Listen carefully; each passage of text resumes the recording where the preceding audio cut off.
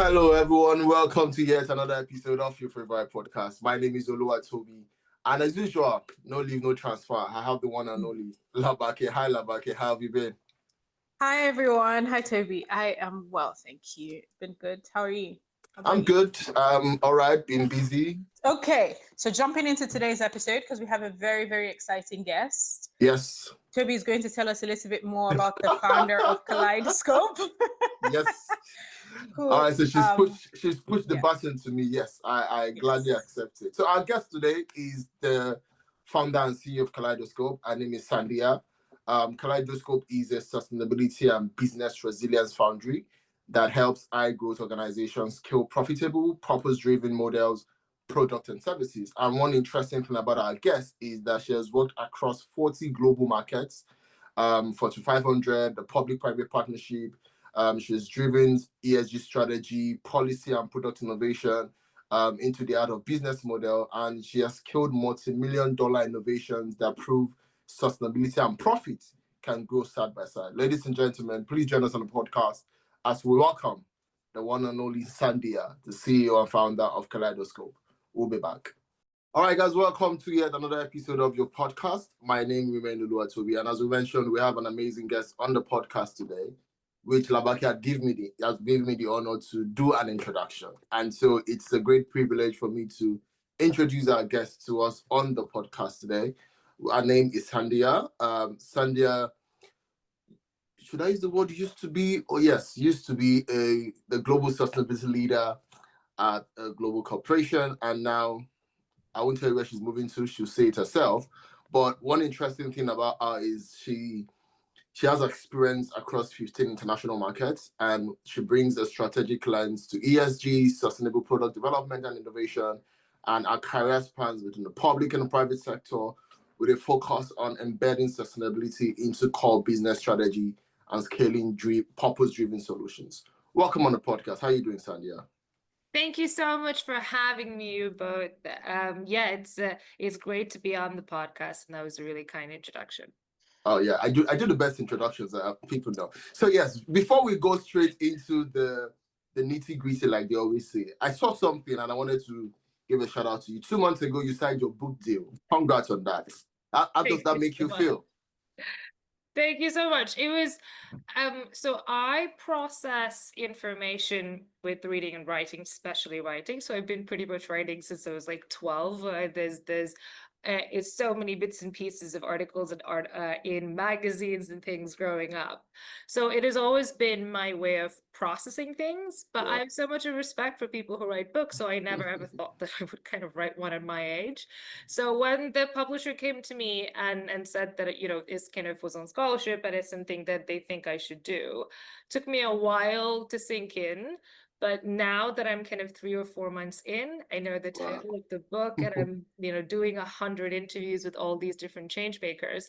I honestly, I don't know why I didn't do it before, because it's a great way to translate, I think, it's not just your vision, but the way you think into something tangible. So what I'd say, kind of general PSA, is that more people should probably write books. Even if you're not confident enough to be a Penguin published author or things of that sort, I think it helps translate in this crazy media centric social media age. Something that's more tangible and long form. So I'm looking forward to it. Who knows if the book is going to be good? I don't really care. I'm sure it'd be great. I'm sure it'd be That's great. definitely going to be a New York Times bestseller. You want us to just give us a brief about the book? Do you have a title? When should we be expecting the book? I know I'll be receiving a signed copy of the book. I don't know about Labake, but yeah, do you want to talk to us about the book? Yes, you will both be receiving a signed copy. There's no way I'm giving it to one of you. That would be horribly rude. So since I'm a first-time author, we're actually giving some time in between the pre-order as well as when the book is coming out. So the pre-order goes out on the 26th of October this year, which is my birthday. Associating people with the day, I suppose. And Good luck this sign. is actually, sorry? I said it's a good luck sign. I Yeah. hope so. I hope so. And this is actually the first time I'm publicly talking about the title of the book, so that's very exciting. And I went through multiple kind of workshops to get to it. But the title of the book is going to be Burn Bright, Build Slow: How Mm. to Build, Lead, and Teach for a Just Climate Future. Wow. Interesting. Exclusive, ladies and gentlemen. Yeah. Yeah, I really like that title. I'm looking forward to the book. Yeah. All right. So now let's go straight into the conversation, right? You Good. see, I mentioned you've spent over 15 years in different sector. What led you into this space, and can you share with our listeners your journey from day one to this point? Of course. And I think a lot of people who are working in sustainability right now, or social impact, or business resilience, or ESG, whatever you want to call it, Yeah.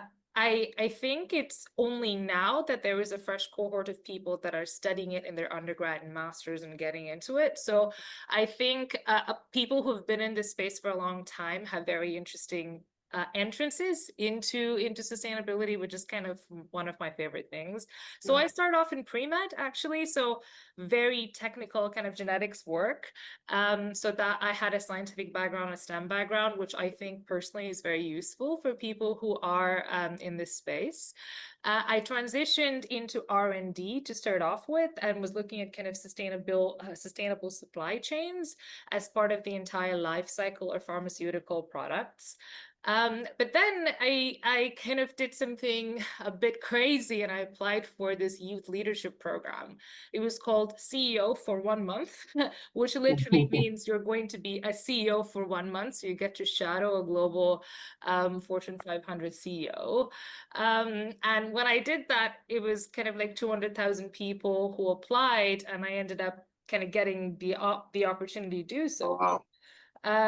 It put a lot of things into perspective when it comes to the impact a large company or any organization of a certain size can have when it comes to people, planet, as well as kind of designing their products. So that started my journey into looking at well, essentially a large corporation in the sense of sustainability. And I always had this red thread, right? The reason why I got into pre-med was because I always wanted to be in a profession that helped people and planet. And that transition showed me all of the different angles in which you could actually use a strong inclusive case study that's relevant to a business case, as well as how you can design products that can help the planet, not just extract from it. So I did that. For a while, I moved into managing a large team in marketing, public policy, and kind of product innovation. Then I moved to the UK to set up a corporate citizenship strategy, as well as a corporate foundation. And the last couple of jobs I've had have been with government in ESG investing to look at regeneration and kind of the right investment opportunities tied to ESG, as well as now I'm moving out of this role, but global head of sustainability for a FTSE 100 company. So I've kind of seen it across different lenses, and it's built a sense of resilience and hope, but also on the flip side shows how difficult this topic is. No one's necessarily getting it right. And that inspired me to start my own initiative, which I'm now doing full time. And it's called Kaleidoscope, which is a product and service sustainability accelerator. And I'll let you know how that goes. Awesome. We're looking forward to hearing more about, Kaleidoscope and the book, Yeah. and all the work that you do. But I want to touch on some of your experience, right? What does designing a credible, future-proof net zero strategy look like for a global FC 100 company that operates, really widely across over 15 markets? And what makes it stand out in this industry? It's a really good question. So I think a lot of large companies, maybe the inflection or the turning point for them to start a net zero strategy or a climate adaptation strategy was around 2015. There are plenty of companies that did it before that, so I'm not discrediting them, but 2015 is when the movement began. So it started off with the Paris Climate Agreement, of course, but it turned into something that was science-based and measurable for large companies to actually track. Fast forward to now, I would say some people say that the sustainability movement is stalling, or a lot of companies are dropping their net zero targets, and I've got some thoughts on that. So building a credible net zero strategy, and by the way, a net zero strategy could be tied to just your carbon emissions, but it can also be tied to kind of your entire life cycle of waste, regeneration, etc. So it doesn't necessarily just have to be tied to carbon emissions.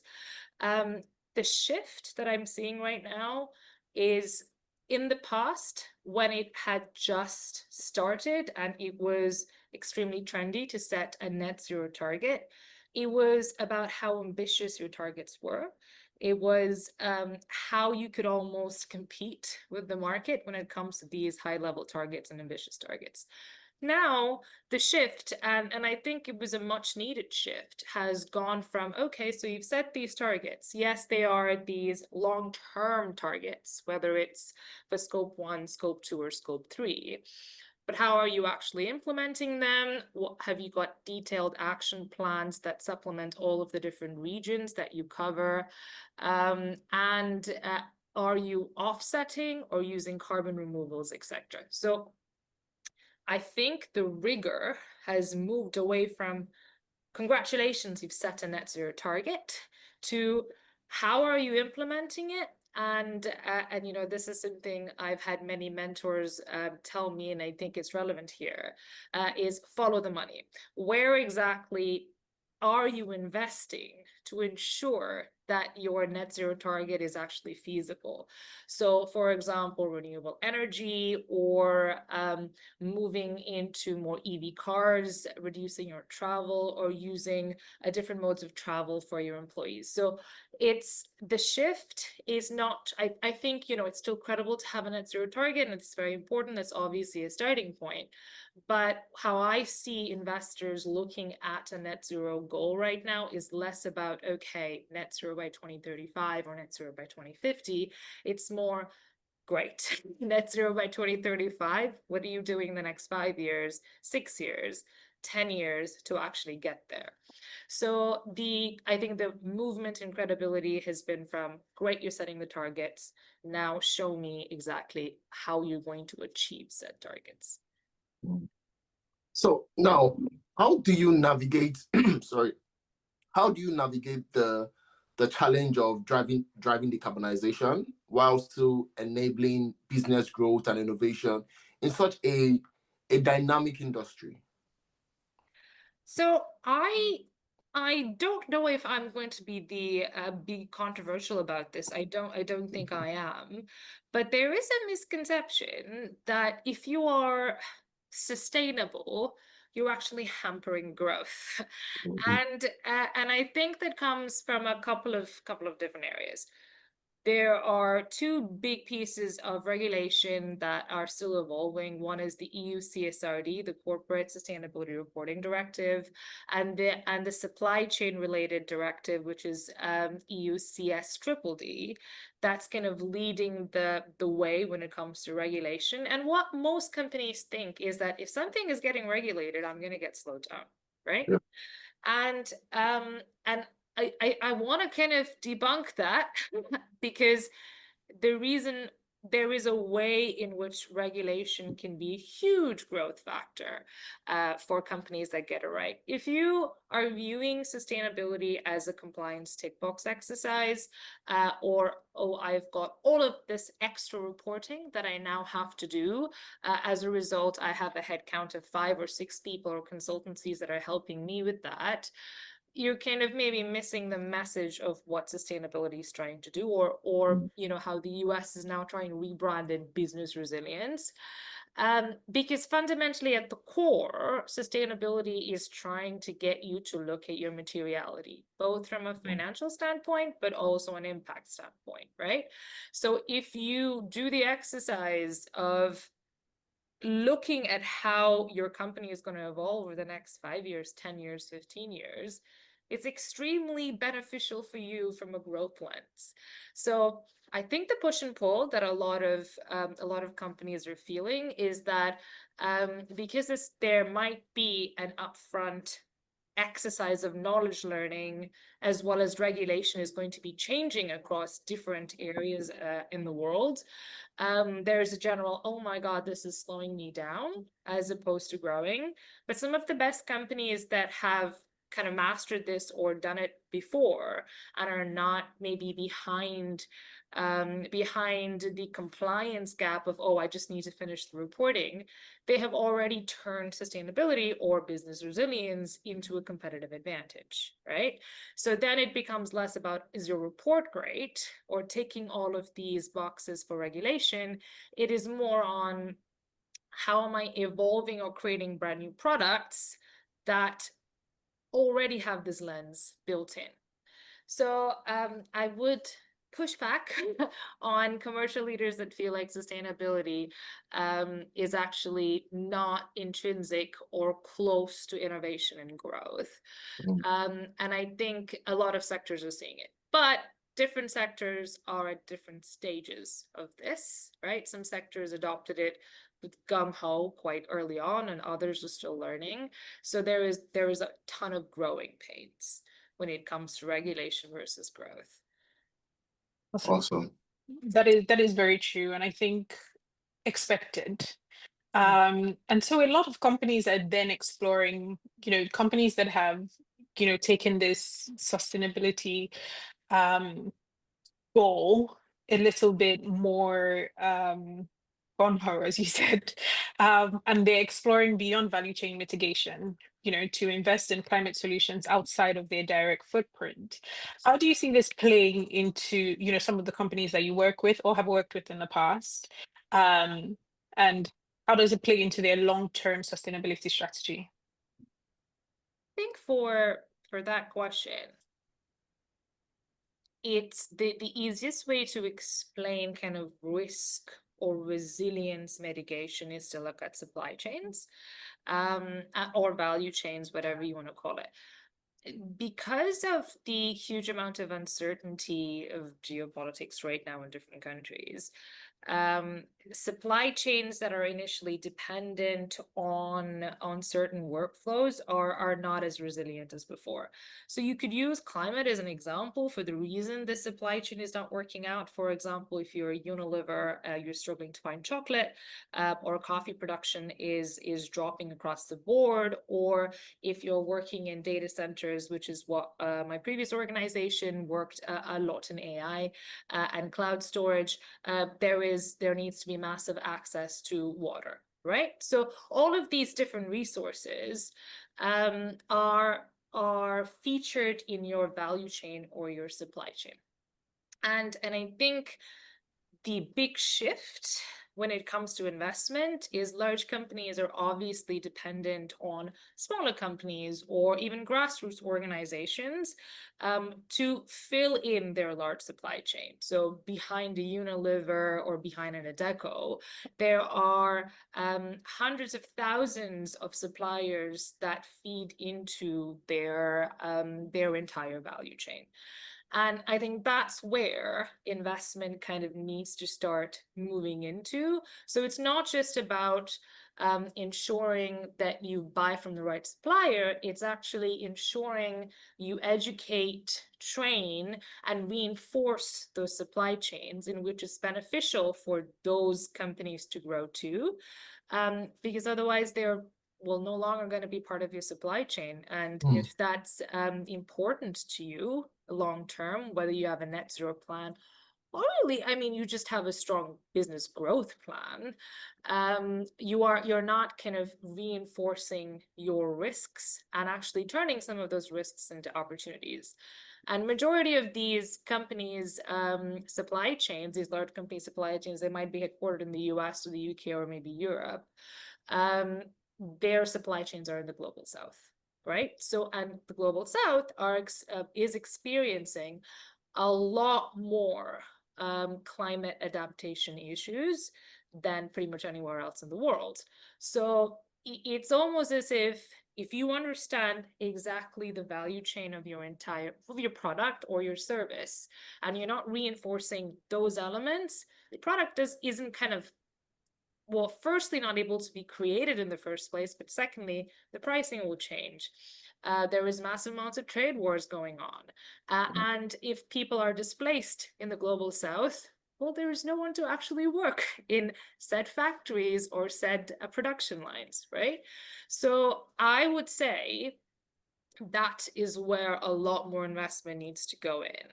Now, it doesn't necessarily have to be investment from an equity standpoint or sustainable finance. It could just be reinforce your supply chains and be conscious that they have to follow all of the regulations that you do eventually, right?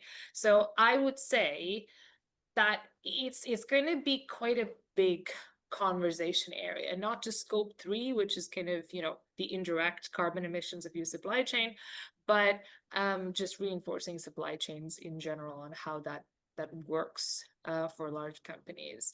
So I would say, yeah, it's definitely a topic to watch or an area to watch. Yeah, it's definitely a topic to watch. Now let's talk advocacy. I love advocacy, right? And through Kaleidoscope and your involvement with the United Nations Women, which is called UN Women, you've championed the role of diverse voices in shaping sustainability.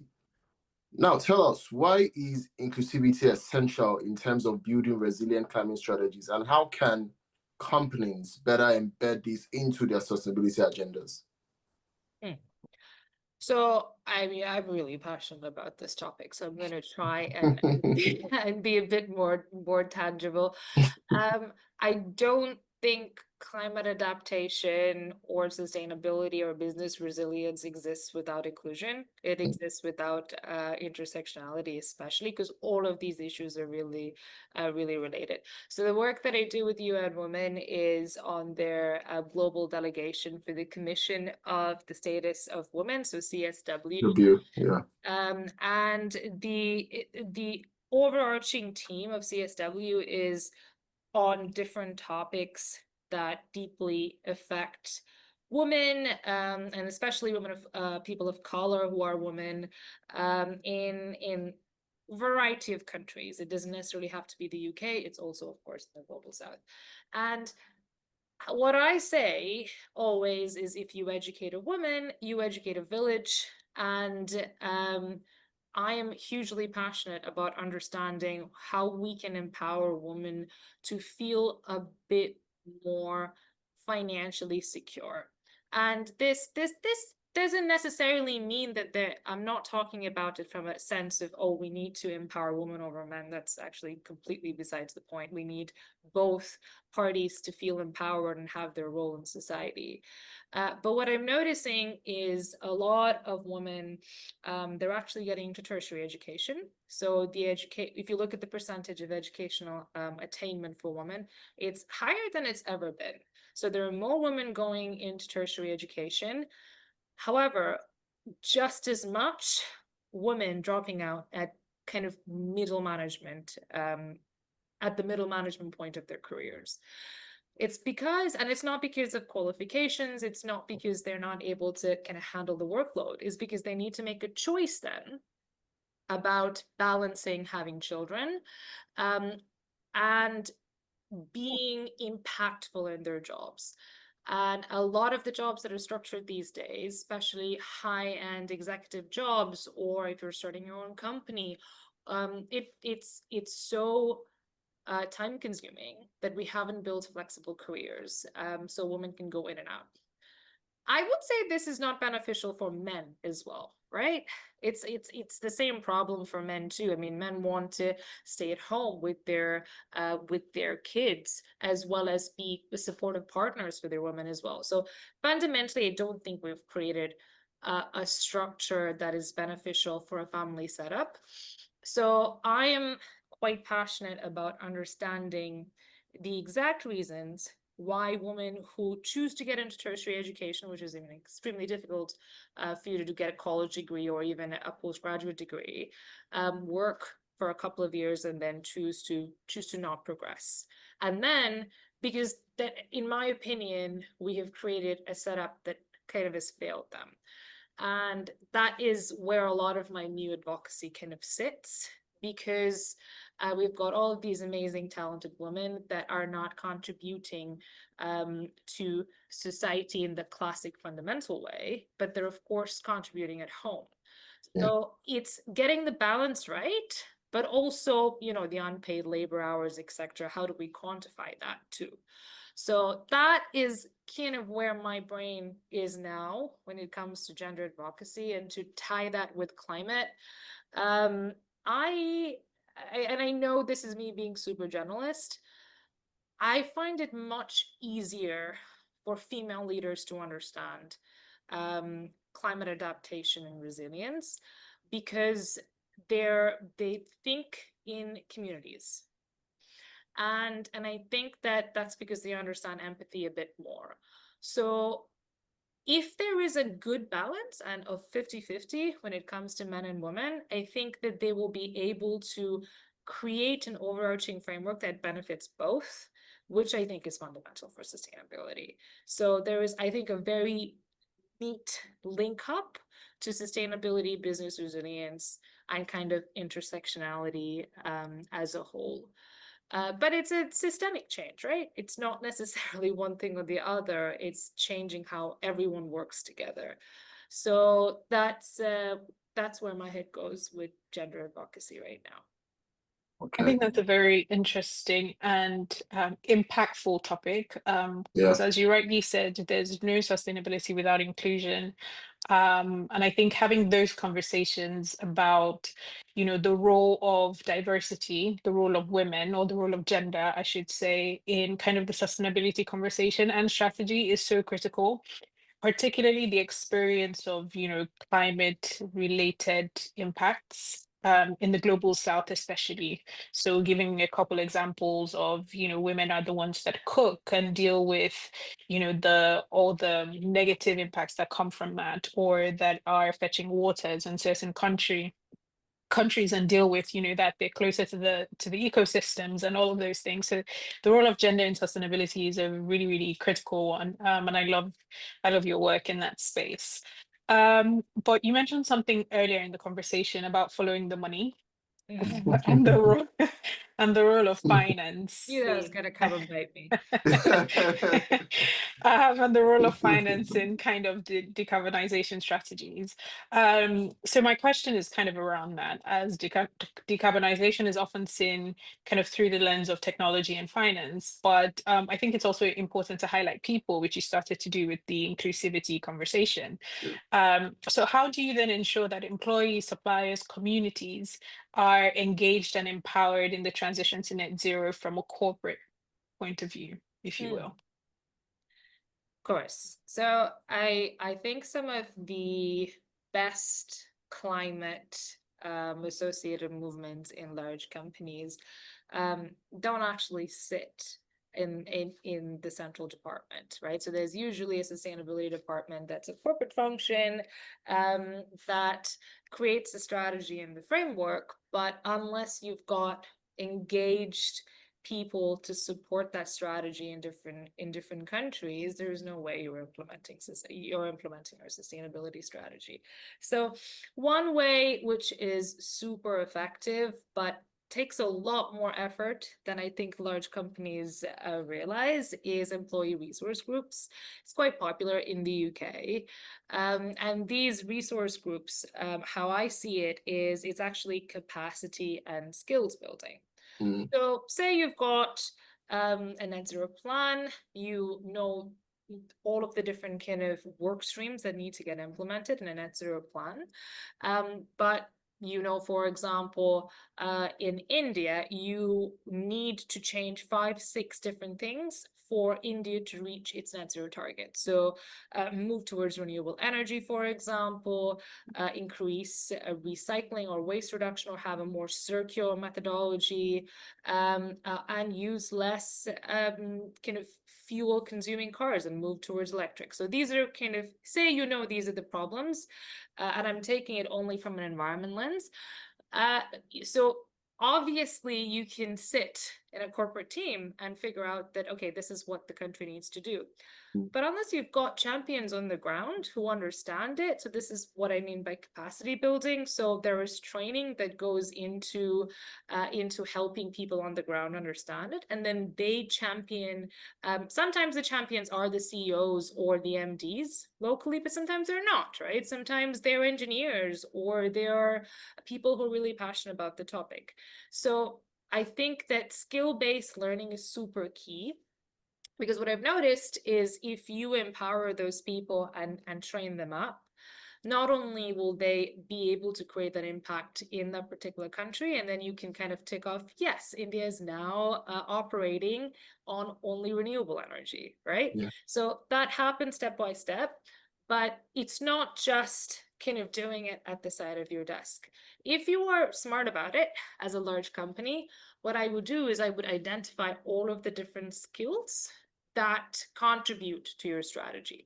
Now, net zero is a great example, but it also could be diversity and inclusion from an HR perspective. It could be ESG investing, which is kind of investor relations as well. And if you create training modules, or if you create kind of accredited ways for people to upskill, they've got certification. So when they stay in your company and they grow, you know that, okay, this person has got a green certification from a credible university that the company has administered. They will forever feel grateful for it. And then you would have a technical person on the ground helping. And in the future, if that individual moves away from the company, they will maybe move to a job that has a much stronger green lens, right? Or that individual who maybe start off as this being a passion project can then move towards a central sustainability team in the future. So I think I'm super passionate about this for a couple of reasons. I think employee resource groups sometimes are just viewed as locations where people talk about cool things. Oh, getting together and talking about being green, or talking about we care about society. Great. You need those spaces. I'm not saying that you don't need spaces. God forbid you don't even have that. But the next step to that is use it to upskill your people and upskill your talent. And then you have technical experts that you have created through loyalty in your company. So then you could have, say, for example, carbon accounting. Majority of the people who work in carbon accounting right now have chartered accounting backgrounds, right? And then they upskill themselves into carbon accounting because it's extremely similar. And if you send someone with an accounting background and with carbon accounting on top as a knowledge skill set to talk to the CFO, they're much more likely to listen to them than to someone like me who just knows the basics of accounting, right? So I think from a conversation standpoint as well, you end up bridging those gaps, and then you don't end up with a central sustainability team that needs to be an engineer, an accountant, a PR manager, a strategy head, like a product innovation lead. There's only so much a central sustainability team can do. But in this way, you're creating your capacity of subject matter experts who are thinking about their job with the lens of sustainability in it, as opposed to having one person just kind of, or a team of however large a sustainability team is, to go and talk to a CEO or a CFO. So I think there is a very powerful way of using employee resource groups as a ground up capacity building exercise, as opposed to just a bunch of people who talk about sustainability over tea and coffee, which I'm saying you should still do, by the way. I'm just saying that you should maybe also do the other bit. Yep. Practice. I love that. I love that, and the importance of that. Yeah. So as someone who who has helped shape global corporate benchmark for sustainability. Where do you see the next frontier? Yeah, this is a bane of my existence.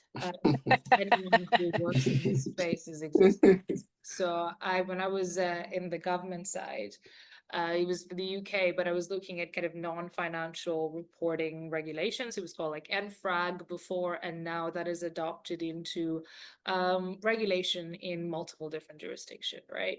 Okay. And I think it has gone from this is the most important thing in the world, we have to do it, which is kind of how you get regulation approved. So I'm totally okay with that approach to get it over the line. To okay, now that we've kind of got it over the line, does this actually make sense for companies? And I think that's where the gap is right now. In some cases, there is simplification happening, and a lot of maybe technical sustainability experts are, for the lack of better term, freaking out about it because they feel like it's diluting the regulation. But I don't necessarily view it that way. Okay. If you have a look at what is getting simplified in Europe, it's not necessarily just getting simplified for the sake of elimination. It's getting simplified because a lot of it is just not clear. And if you are moving towards apples to apples comparison, if you look at, I think 2,000 companies will be reporting against CSRD this year in Europe, but for the last year's financial year. And you can't really compare even companies in the same industry. So it needs to get to a point where you can actually compare and contrast. And I think that it's going to take a couple of years before we get there. What I will say, though, is that unfortunately, it is getting caught with the conversation of, do we need this at all? And I think that's why most people who work in this space or who are passionate about this topic feel like, well, we got the regulation signed off, obviously this is needed, and don't use this as an opportunity to bring in the notion whether this is needed at all. And obviously the US doesn't help right now. So I think that's where the frustration is. When it comes to what's going to happen in the future, I think it'll get simplified. I think companies will start reporting against it and feel actually just more confident reporting against it, and it will just become part of any other financial reporting, which is honestly the best way for it to go. But I think that elements like biodiversity, nature, and even water consumption, for example, it's not very tangible right now. Yeah. The only thing that is probably got the most number of data sets, because we've been doing it the longest, is climate. So that those elements will start becoming more mature. So nature tech and all of the other kind of commodification elements will get clearer. That will take time, right? It took 25 years for the GRI to actually come up with a framework that was adopted. And I think honestly say the European Sustainability Reporting Standards, ESRS, is better than GRI.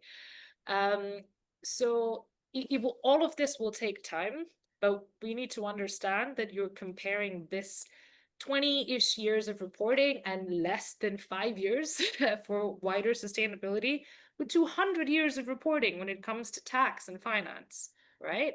So it's going to take some time and people need to be patient.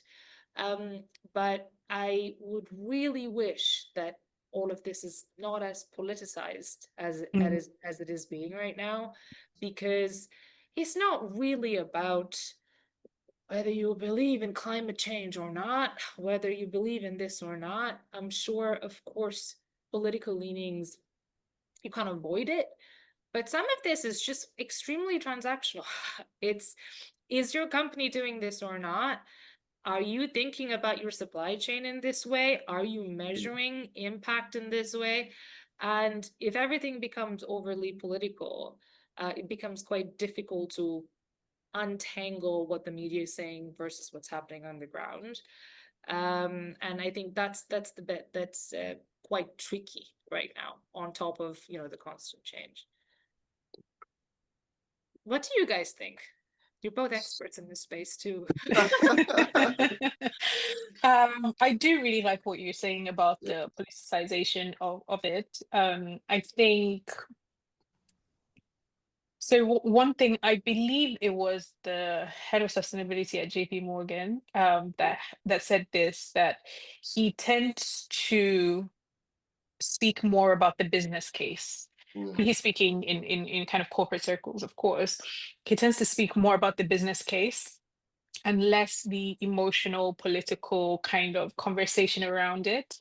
And here I am paraphrasing now, because I think to a certain extent it's a distraction, right? This idea of, like you said, what do I believe, what do I not believe, kind of, am I supporting A, B, C, and D because, it's part of my value system versus not, is kind of a distraction from the fact that there's a real business case for prioritizing sustainability, even if that's your only motive.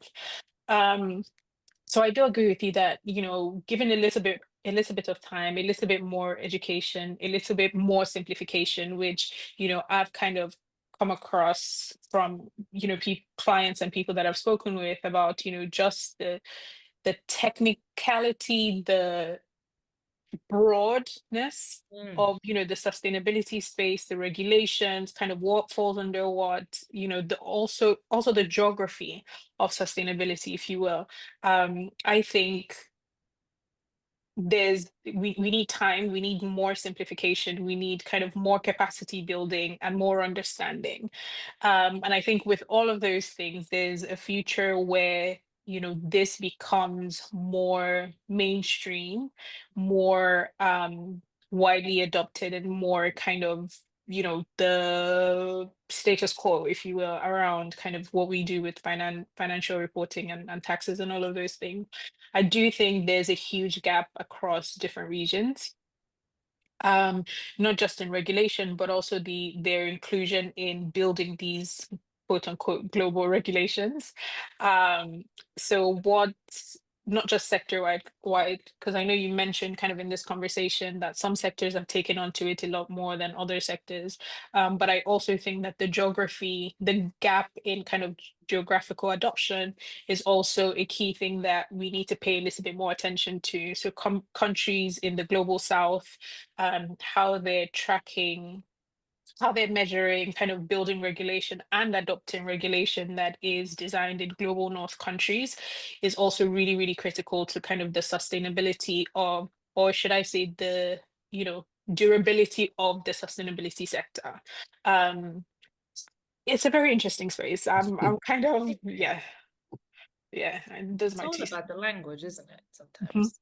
And how you Yeah, Yes. and I think education is very important, because people will not adopt what they don't have a knowledge about, and people will take action when they have a deeper understanding, right? So that is why the education piece is very, very important, because if we are, say we want this to be done, and the people who are meant to implement this don't really have a more detailed knowledge about the way to go about it and how to go about it, we'll just keep going the same circle, expecting change, while why? Because people who are meant to make the decision are not making decisions based on their knowledge, but are making decisions based on their own selfish interest, because this is what benefits my company, this is what benefits my people. And so I guess education is a very critical player when it comes to this kind of conversation. No, I totally agree. I think a lot of the current leaders and executives come from the kind of MBA school of thought in the 80s, which is kind of profitability and cost cutting, etc. I don't think they've actually thought about impact. And now they have to, and now they feel like, oh, I'm getting forced to because it's regulation. And that's always, something that doesn't sit well, because it's something new, but you're also getting forced into doing it. So yeah, which is why there needs to be a new wave of leaders. Yeah, and Yes. we're glad you're part of those leaders who are coming in to change the system and change the game. So One step at a time. I mean, thanks to them to opening the doors too. I mean, they thought it was needed. They just now we need to implement it. Now we need to implement. So this has been a really, really interesting conversation, really generous knowledge sharing on your part, but Yeah. we'd like to kind of round up the podcast asking for a call to action, a bit of advice. Basically, if you could leave our audience with, either an actionable step to advance net zero and inclusivity in their kind of corporations, or a bit of advice, if you will, to like young people that want to kind of Yeah. get involved in the space. Where can they start? What should they do? What should they kind of focus on? What would you leave? So I've been thinking about the push and pull of the climate movement or social justice movements, etc. And I feel like sometimes I end up speaking, or I'm in these echo chambers. So if it's on social media or if it's kind of in person with people who already kind of agree with me. They either have technical expertise or they have had the cultural education of it because they've been in countries like UK or Europe where it's all around you, so you kind of absorb. So it becomes almost, oh, why do I not understand this? Now, I think the problem with that is I'm just basically kind of reinforcing my beliefs or maybe deepening my beliefs in the same groups. And this is the same for corporate as well, by the way. Some companies are either completely all bought in or not. So what I would encourage people, and this is, it could be some in your personal life, but it definitely can also be in your company, is have an honest conversation with people who either A, don't understand it, or B, feel like it's, oh, I don't get it because it's part of this media circus, or of course, oh, Trump is going to destroy everything anyway, and go one step deeper to hear how they feel about it.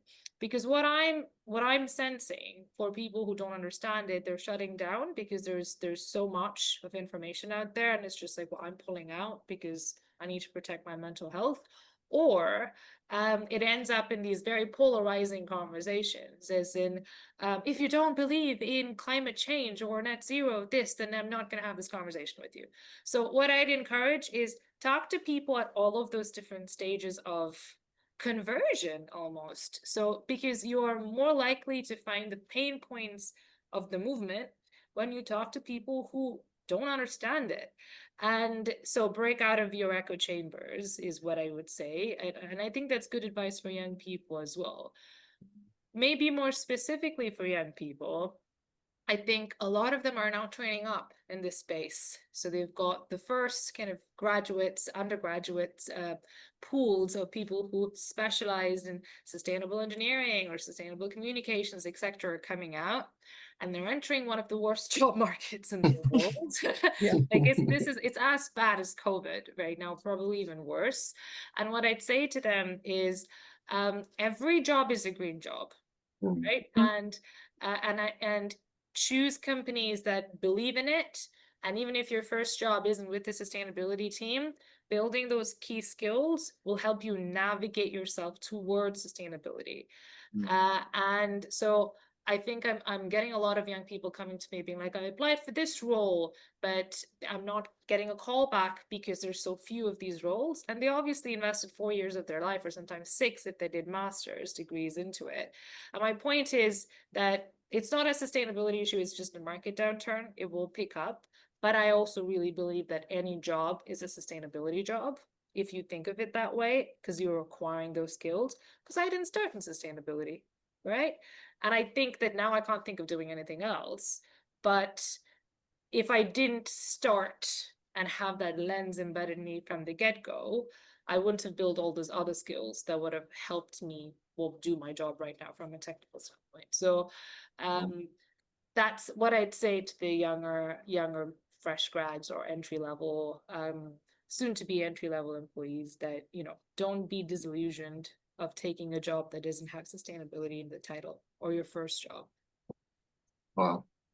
I think that's great advice. Break out Yeah. of your echo chamber is is one that sticks out for me, because I think there's so much that you learn from, people that don't buy into whatever idea it is that you kind of hold tight to.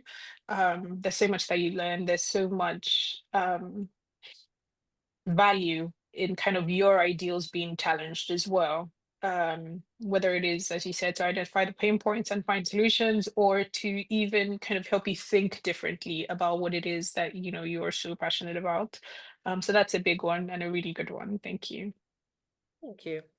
Well, thank you so much for coming. And this is where we come to wrap up the episode. But I just want to say thank you for everything that you do, the incredible journey that you've been on. I can sense your passion and the courage and the clarity you've brought to this conversation. And I think one thing that it reminds me is that leadership is not just about strategy, it's about the arts and about daring to believe in a better future and inspiring others to walk the path with you. And that is what you're doing in terms of your advocacy work with Kaleidoscope, with UN Women, which you've been doing for 3 years now. And I just want to say that as you step into this new season with your book, which I'm excited to read coming out in October, I want to say a very big congratulations to you once again on that, because I believe that it will be more than just a book. I know actually when authors write and you ask them, why did you write the book? They'll tell you, oh, it's a piece of my heart. I wanted to share my heart. I want to share my wisdom with people.